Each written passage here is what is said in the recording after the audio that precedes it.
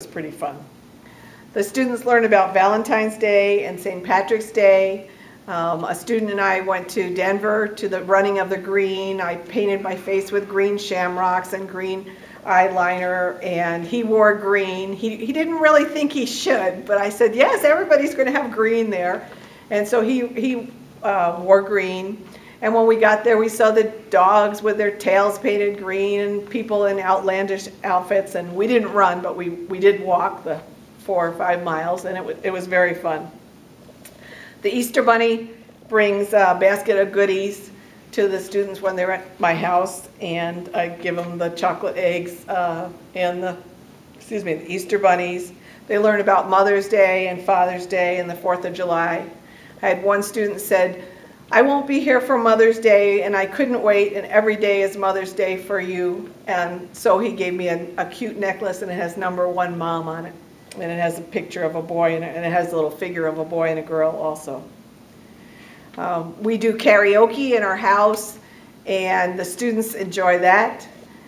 And I had a birthday party at a clubhouse for my husband, and the students, all 3 of the students came. They didn't know any of the people, and the people were old people like us, and they came like good sons. And one student even was up on stage belting out karaoke songs that he had heard, and wasn't a very good singer, but he was having a really good time, and he laughed at himself and enjoyed it, and we all enjoyed it also.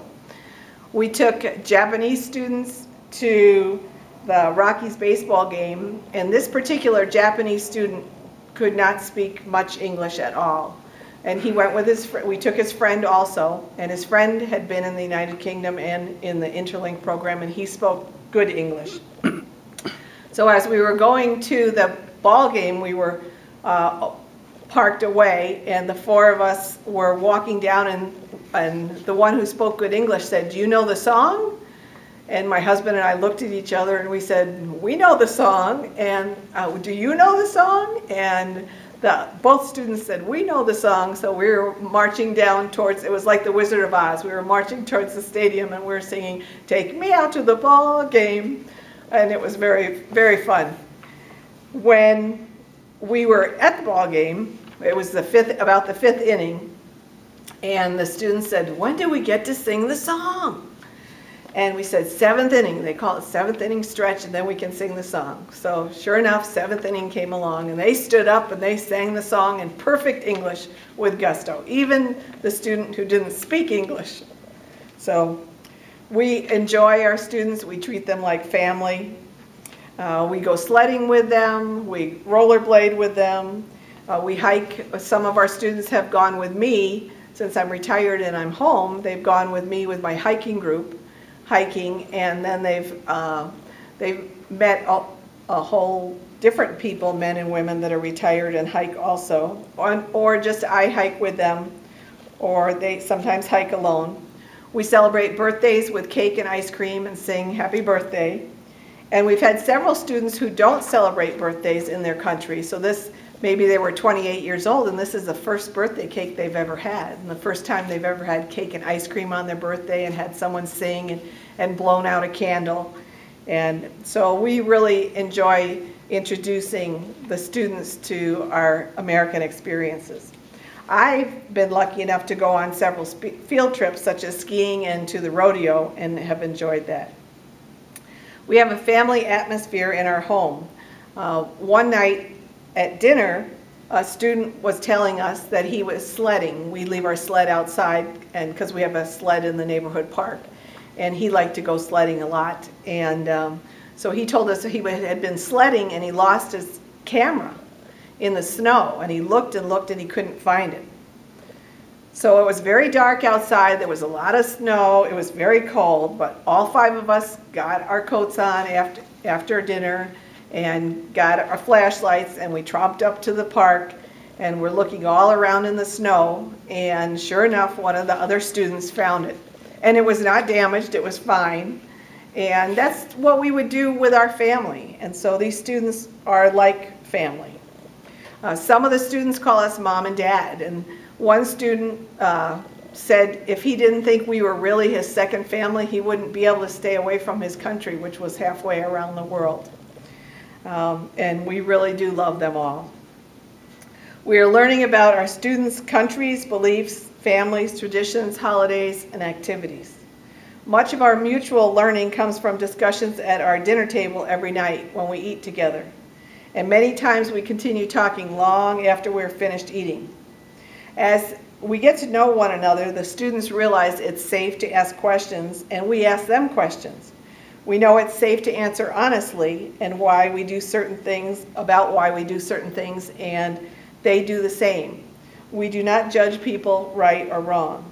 We have an atlas, which is a book of maps, and we have that handy. It's right in the living room next to the dining room. And many times this map this atlas is taken out and we see where the students are from. And it's a good reference point. And this is where I'm from, out on the eastern end of Long Island, and you can see the water all surrounding it. We have had students from South Central Asia, Northeast Africa, the Middle East, Europe, Russia, South America, and Japan living in our homes. Many times students show us pictures and videos with their laptops.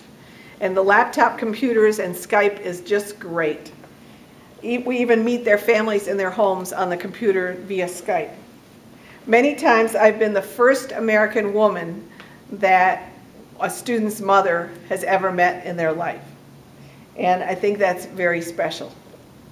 I have a fond memory of a very old grandmother just waking up from a nap in Saudi Arabia in her home. And she was looking at me through the computer via Skype because her daughter had brought her in there. And she didn't speak much English, but she spoke these words to me. She said, "Thank you, I love you." And she was thanking me for taking care of her grandson. It was a phenomenal moment, very, very special. And I told her I loved her too, and I did. We're all people of this world.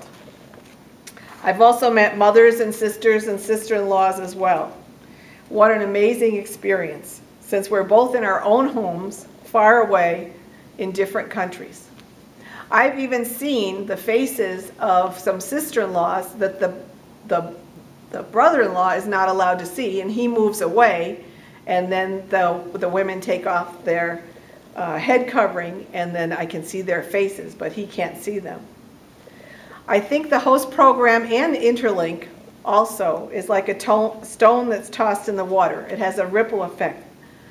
And our friends and family learn about the other cultures and countries and people through us. And the students learn about the American culture and us through their family and friends. Making memories and having positive experiences that break down barriers and tell the truth about people, which is not what the media and governments always do. But when we live together day after day in the same home, we find out who we truly are. I think the students coming to the United States to learn English are brave and show courage. One of our students had a friend over from another country, and he was told before he came that Americans hate people from the Middle East and are not nice to them, and that he shouldn't go. He wanted to come anyway. He wanted to learn about the American people. He wanted to live in the United States, experience living in the United States, and he wanted to learn the English language. So he came anyway. And I think that shows a lot of courage. And the first place he landed in the United States was Boston Logan Airport. And he was looking around trying to find where he should be going. And an American man came up to him and said, "Do you need help? It looks like you could use some help." And he was amazed and delighted and so happy. He said at that moment he knew everything bad he had heard about Americans was wrong.